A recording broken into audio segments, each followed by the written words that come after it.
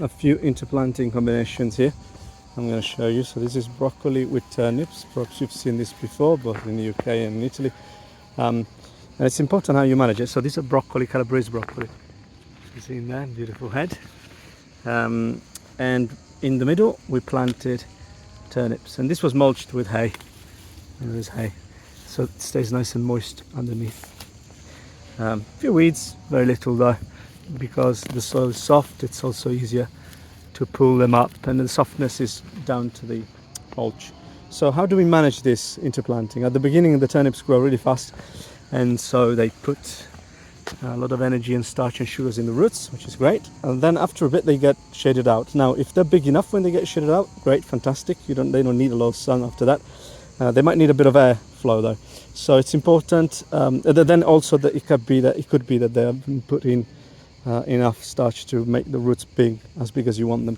So it is important that at this stage, either just because for airflow or also for light, that you prune the broccoli. And the way you prune the broccoli is you remove the outer leaves. So you see these leaves that are sticking out in the middle. I cut down and lay them on the ground like that, in between the broccoli row and the turnips rows.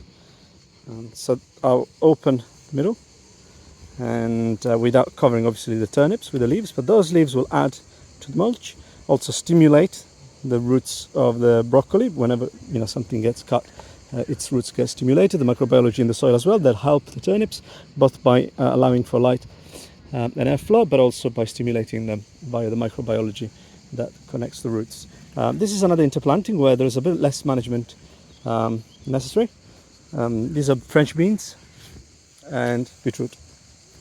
French beans on the outside, and some of the leaves here are just scorched by the sun, but that's fine. They're going to recover. The plants look very lush. This is a weed I'm going to pull out, and you see these are flowering and producing beans, and in between we have Chioggia beetroots. You see the lush leaves of beetroot, and there are some roots in there growing. I'm trying to see, yes, it's still very small. So we keep harvesting the beans, and the beetroots growing in the middle, and when the beans will come out, which is sooner than the beetroots will grow a lot faster, but they're already quite healthy. You see, this is full coverage of the soil, very important. Now that's just chard, it's not interplanted with anything. Here I'm going to show you a few other combinations with French beans. We have French beans with carrots that have been seeded in between. There's a big wasp behind me, sorry. So carrot seeds popping up, and there's a little bit of purslane invasion. So these are easy to pull up if needed, and left on the ground. And this is another combination that we like a lot. You've seen this many times probably, French beans and leeks in between. And same thing here, French beans with leeks in between. In this case we put hay on the ground. Slightly different but same principle, French beans with beetroots and leeks alternated. And here French beans with celery and beetroot alternated, and with mulch and without. Here you see another interplanting of chicory, Catalonia or puntarelle, and beetroot. Beautiful beetroot now producing, and Catalonia that was cut already once, producing again, and doing really well. Here you see another interplanting combination.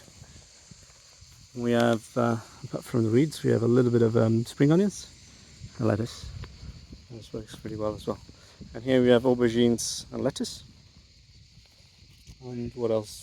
This is basil and lettuce with spring onions in between. So this is a more mixed interplanting strategy.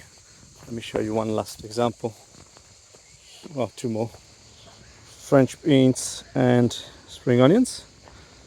And finally French beans, and this will be producing 2 weeks already, so they'll get tied soon. And there's celery in between. So my shadow is hiding the beautiful celery, but there's celery and purple French beans. So that's another combination for you.